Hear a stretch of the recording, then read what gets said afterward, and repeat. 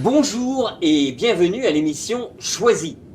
Nous sommes heureux de vous retrouver pour cette émission un peu particulière car c'est la première fois que dans l'émission Choisie, nous réalisons une émission qui va être sur 2 temps et qui est en fait grâce à la technologie moderne qui est filmée en partie à Amos, en partie au Québec et en partie en France, puisque nous allons accueillir un spécialiste du médicament, le docteur Girard, pour répondre à une des questions qui nous avait été posée sur la vaccination.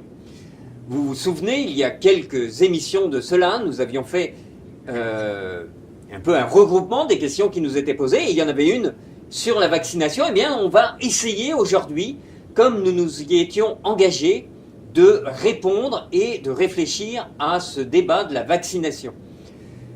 Le maître Côté est évidemment avec nous et nous avons été rejoints donc pour cette émission avec le docteur Girard.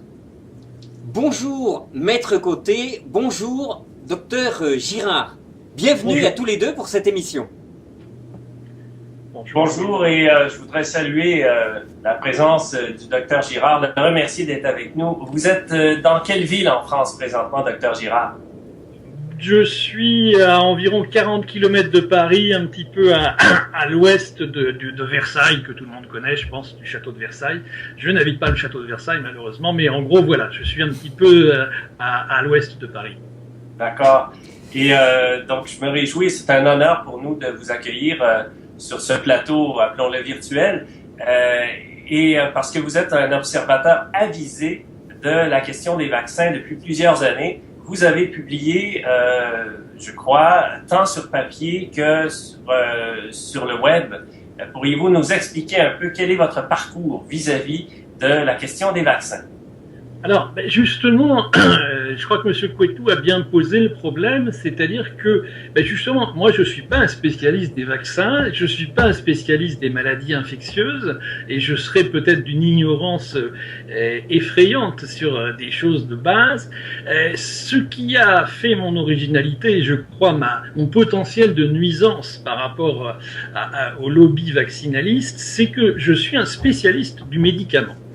Et par conséquent, spécialiste du médicament qui en plus a beaucoup travaillé. Moi j'ai été consultant pour l'industrie pharmaceutique. Et donc lorsque, à la demande de la justice française, j'ai été amené à m'occuper de vaccins, je me suis posé comme un spécialiste du médicament, et sur la base de l'observation suivante. C'est-à-dire qu'un vaccin, finalement, me demandez même pas comment ça fonctionne, je le sais à peine, mais c'est un médicament très, très, très compliqué. C'est-à-dire que si vous prenez, disons, de l'aspirine ou un antibiotique, bon, l'effet du médicament, il va s'exercer pendant quelques heures ou quelques jours, vous allez arrêter, il y aura plus de médicaments.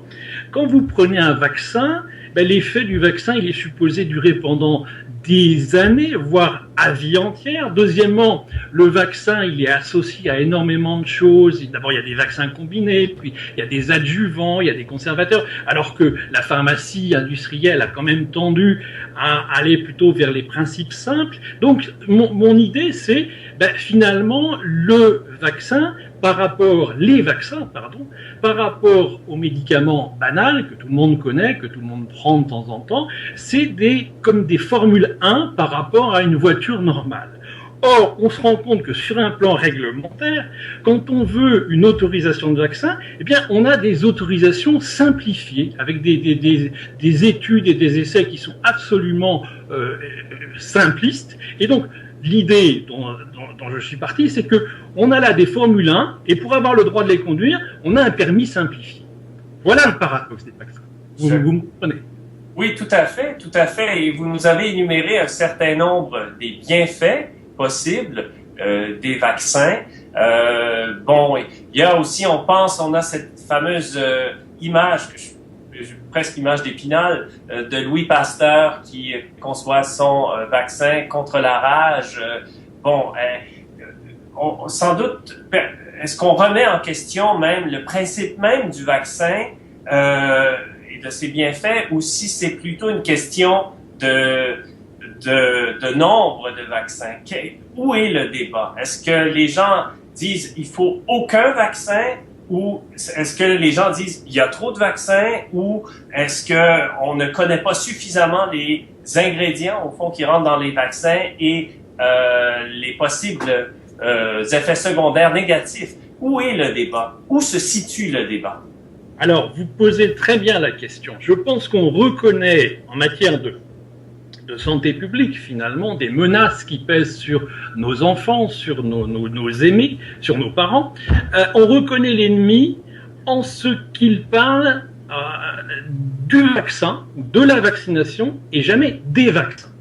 Or, c'est un petit peu, tout à l'heure, moi je suis un spécialiste du médicament, si je vous disais le médicament c'est bien, vous me diriez vous êtes un rigolo, et vous auriez raison. Bon, il y a des centaines de médicaments, on sait très bien qu'il y en a qui sont bons, il y en a qui sont mauvais, puis surtout, les médicaments, même s'ils sont bons dans certaines indications. Si vous avez un vague mal de tête, je ne vais pas vous donner un anticancéreux qui aurait des effets qui seraient tout à fait disproportionnés. Donc déjà, je pense que si les gens qui nous écoutent veulent des recommandations simples, la première recommandation, c'est commencez par sortir vos revolvers, ou alors on est au Canada, c'est peut-être le fusil, je ne sais pas.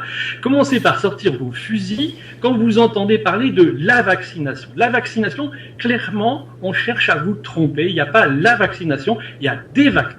Il y a des vaccins qui sont peut-être utiles, qui sont peut-être ceci, qui sont peut-être cela. Ça, on va en discuter pendant toute l'émission. Mais véritablement, il n'y a pas la vaccination. Puis, deuxièmement, il y a des indications, c'est-à-dire des indications d'ailleurs, j'anticipe un peu, qui ont évolué avec l'histoire, c'est-à-dire qu'aujourd'hui, dans un pays comme la France, et je présume également au Canada ou aux USA, on rencontre pas des chiens enragés à tous les coins de rue. On parle de la diphtérie. Bon, parce que c'était que le poids de la diphtérie au 19e siècle. Bon, aujourd'hui, le dernier cas de diphtérie en France, si je me rappelle bien, doit dater de 1981. Donc, si vous voulez, il y a là aussi toute la dimension historique. Bon, ça renvoie, je vous ai dit, je suis pas un spécialiste des maladies infectieuses, mais on sait très bien qu'il y a un chapitre important de l'infectiologie, c'est l'histoire. C'est-à-dire que les infections aujourd'hui ne sont pas les infections il y a 100 ans, a fortiori il y a 1000 ans, etc., etc. Donc, voilà toutes les choses qui nous permettent de repérer ce que j'appelle aujourd'hui la propagande vaccinaliste. La propagande vaccinaliste étant tout simplement la propagande de Big Pharma, pour employer le nom de l'industrie pharmaceutique dans son potentiel de nuisance. C'est-à-dire, il s'avère que les vaccins, malheureusement, sont un moyen extrêmement facile de faire beaucoup d'argent, et comme puisqu'il y a un livre récent dont on parle beaucoup, qui vient d'être traduit par des Canadiens d'ailleurs, qui s'appelle la criminalité pharmaceutique, je dis que les vaccins sont un mode opératoire important aujourd'hui, majeur, de la criminalité pharmaceutique. Alors, pour reprendre justement, j'ai l'impression que vous parlez évidemment de Big Pharma, donc j'allais dire les mauvais pharmaciens, mais vous dénoncez aussi les anti-vaccins, c'est-à-dire que vous dites, ils n'ont pas forcément raison aussi, ceux qui disent non, aucun vaccin, il faut vraiment pas se faire vacciner. C'est un peu comme par rapport, il faut pas avoir de médicaments. Bon, effectivement, alors on pourrait consacrer une émission entière aux anti-vaccinalistes, c'est-à-dire d'ailleurs très, très typiquement, alors que je pense que peu de gens ont pris autant de risques que moi dans la critique des fabricants de vaccins. Je suis quelqu'un de très détesté par les anti-vaccinalistes en France, parce qu'on n'est pas du même côté, c'est-à-dire, bon, mais on va pas faire la psychanalyse des anti-vaccinalistes, mais je pense effectivement qu'ils ont un rôle très pathogène, parce qu'ils donnent de mauvais prétextes, on va peut-être en parler tout à l'heure, ils donnent de mauvais prétextes à l'establishment. Ils ont de tellement mauvais arguments que ils sont suffisants à eux tout seuls pour décrédibiliser la critique des vaccins. Bon, c'est important de critiquer les vaccins, c'est important de critiquer les menaces qui pèsent aujourd'hui sur la santé publique à cause de la propagande vaccinale.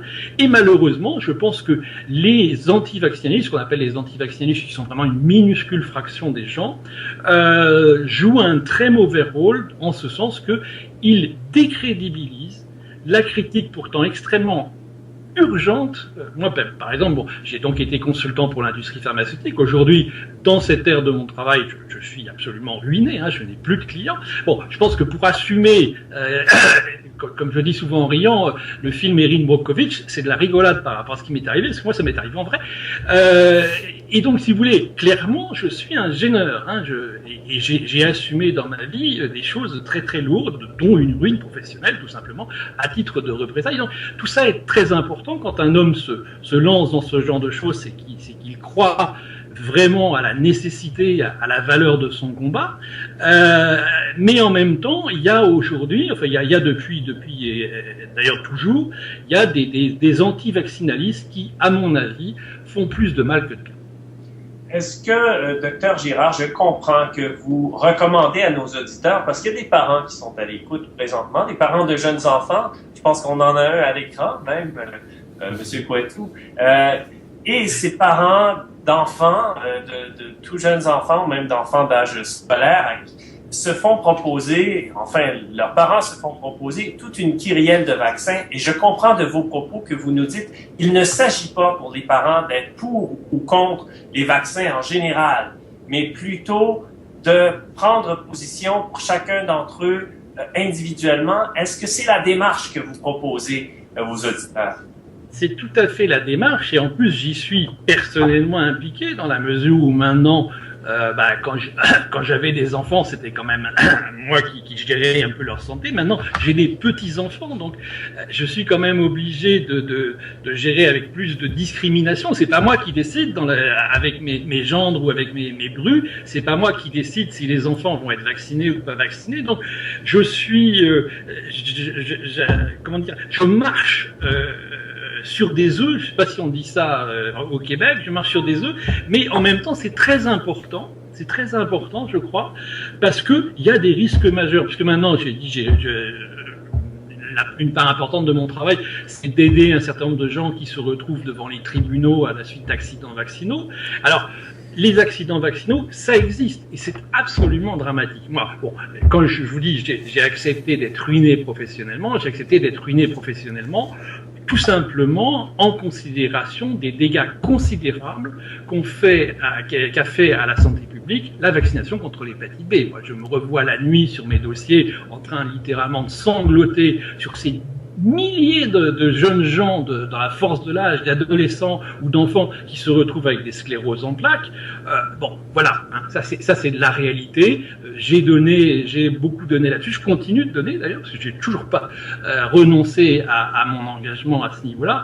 Mais oui, bien sûr que les vaccins peuvent entraîner des dégâts considérables. Et j'ai une immense pitié pour les jeunes parents, parce que vous savez peut-être mon dernier livre, il est consacré à la médicalisation du corps féminin, à la brutalisation du corps féminin, et un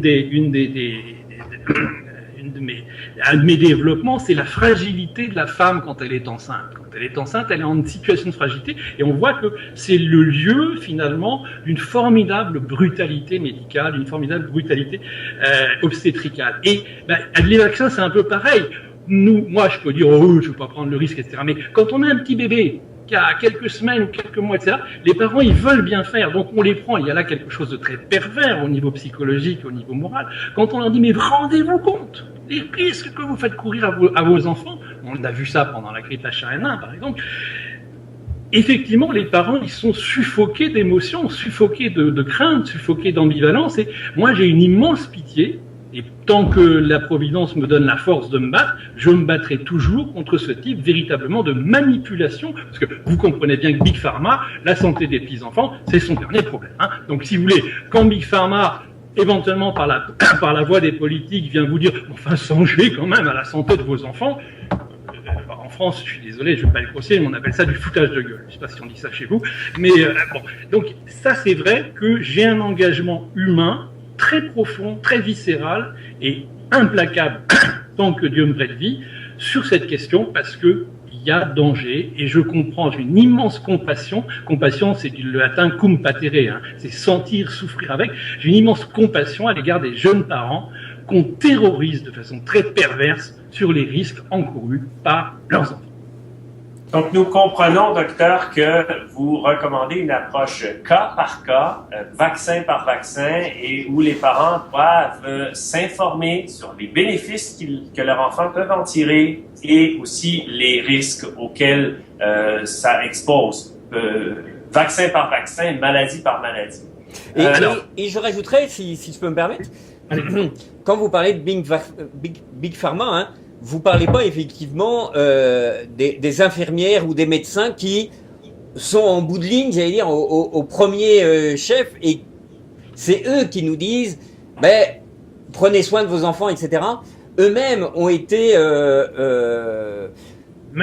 manipulés ou sans le savoir, et en voulant eux-mêmes bien faire, dans bien des cas, invitent.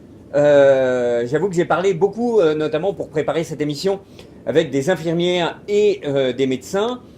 Et effectivement, ils ont des arguments, et l'argument que vous dites, c'est la santé de votre enfant, c'est vous qui êtes responsable. C'est un argument très fort et qu'ils emploient très bien.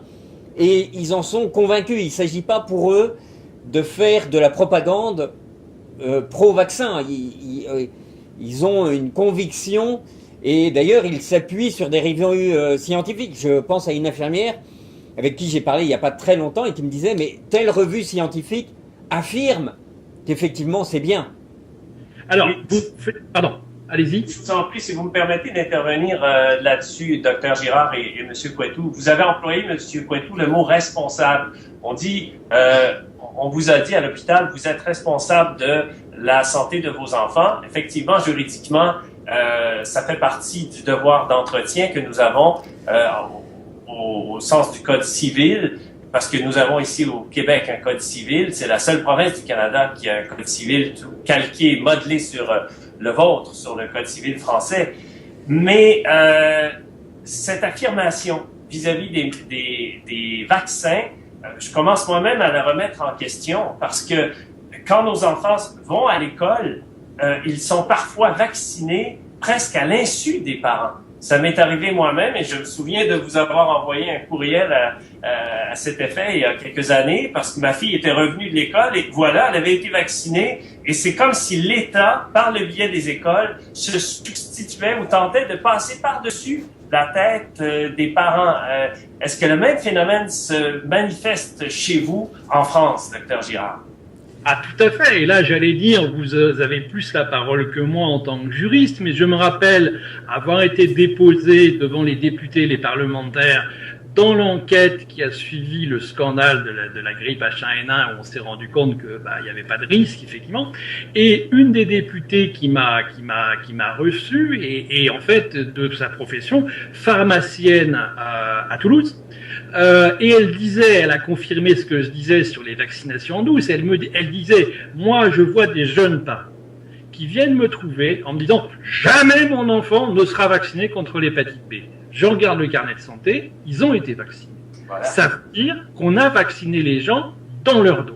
Alors, je peux vous raconter une belle histoire juridique, parce que là, on se rend compte que tout dysfonctionne. Je connais l'histoire d'une jeune femme, elle a 20 ans, elle veut partir dans une association caritative, elle veut partir au Sénégal, et on lui recommande tout un tas de vaccinations. Elle dit, moi, c'est hors de question, je veux juste faire la fièvre jaune.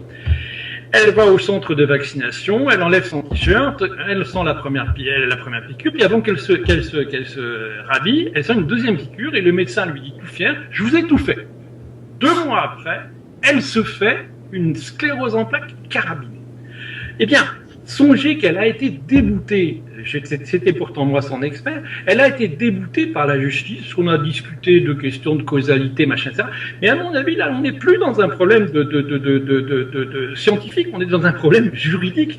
De quel droit est-il possible de vacciner quelqu'un contre son gré? Voilà ce qui est. Donc, tout à l'heure, M. Couettou a parlé finalement, des relais de la propagande. C'est ça aussi le problème, c'est qu'aujourd'hui, et là on peut aller voir tous les bouquins de Chomsky et toutes les études qui ont été faites par exemple sur la propagande chez les nazis, c'est-à-dire les techniques de propagande qui font que des gens tout à fait innocents transmettent, véhiculent un message. Alors le grand problème, ça j'avais écrit ça dans un de mes livres qui est paru il y a quelques années, c'est il y a eu une mutation en médecine. C'est-à-dire que nous autres médecins, nous avons été formés à soigner les malades. C'est déjà assez difficile. Bon, alors prenez un exemple, voilà une jeune femme qui vient me trouver, elle a une infection urinaire, je lui prescris un antibiotique qui doit faire qu'elle va mieux dans 2 jours, au bout de 2 jours elle va pas mieux, ou elle me téléphone en disant écoutez j'ai plein de boutons, ou je passe mon temps à vomir, donc là, même si j'ai eu une mauvaise publicité, si j'ai eu un visiteur médical qui m'a dit cet antibiotique est extraordinaire, j'ai quand même un retour d'expérience. Donc si ça arrive une fois, ça va. Mais si ça arrive 2 fois, 3 fois, 4 fois, je veux dire, cet antibiotique, moi, je veux plus en entendre parler. Mais aujourd'hui, moi, Marc Girard, j'ai 61 ans.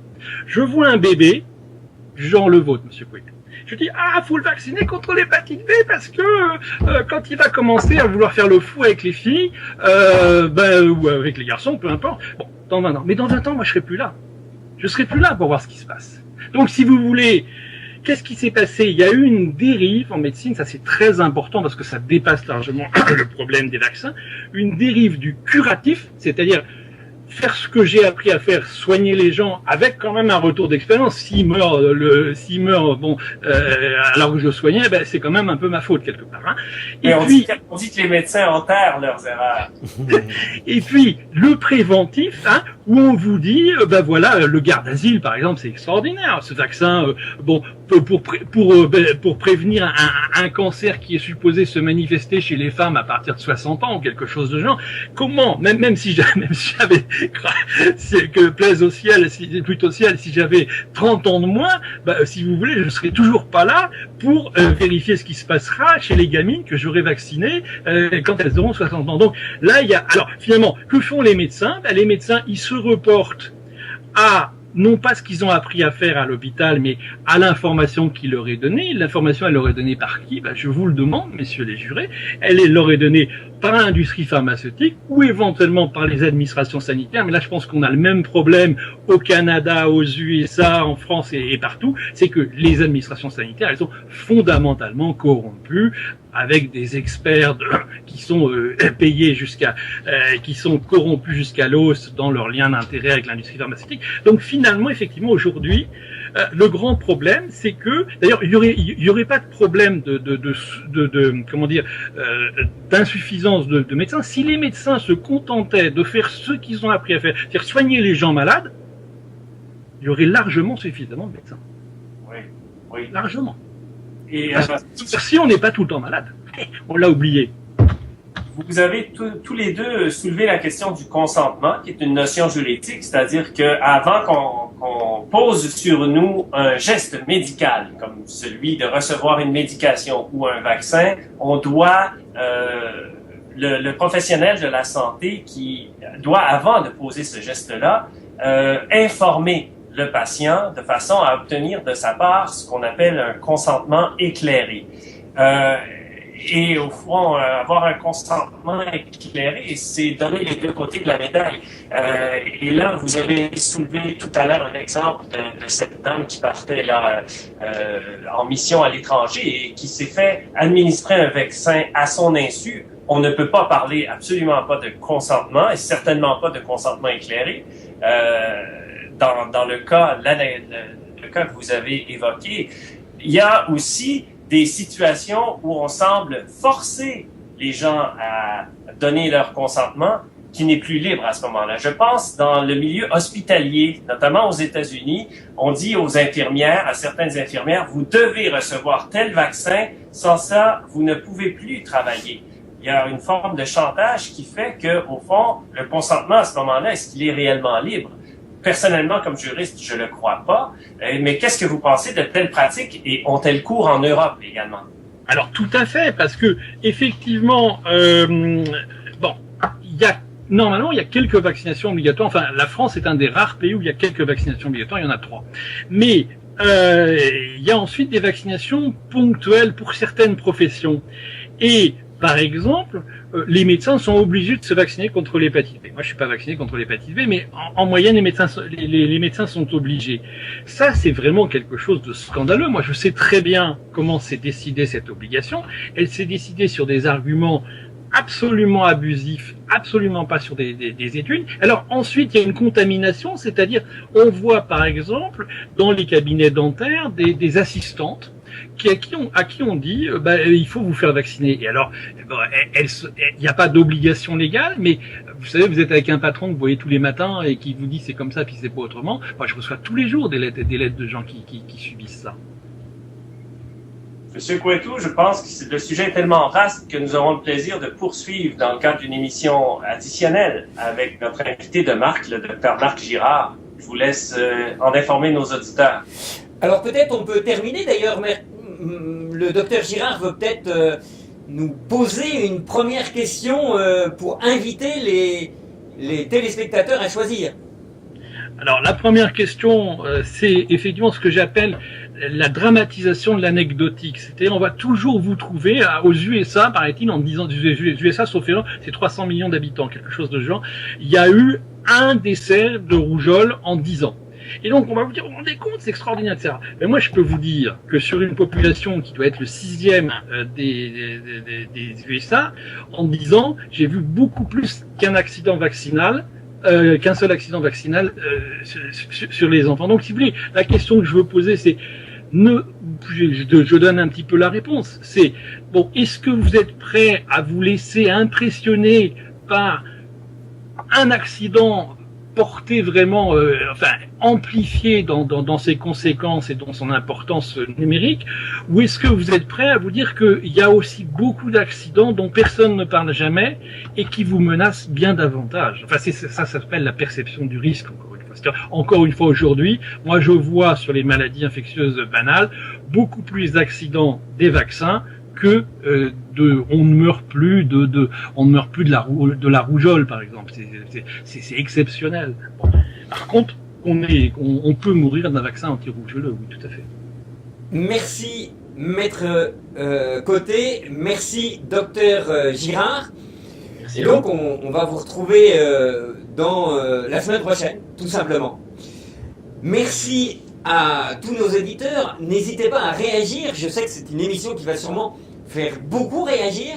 Alors on va accumuler vos réactions et puis la semaine prochaine nous aurons encore Maître Côté et Docteur Girard et puis peut-être que dans un troisième temps nous réagirons à vos réactions. Voilà, merci, à la semaine prochaine.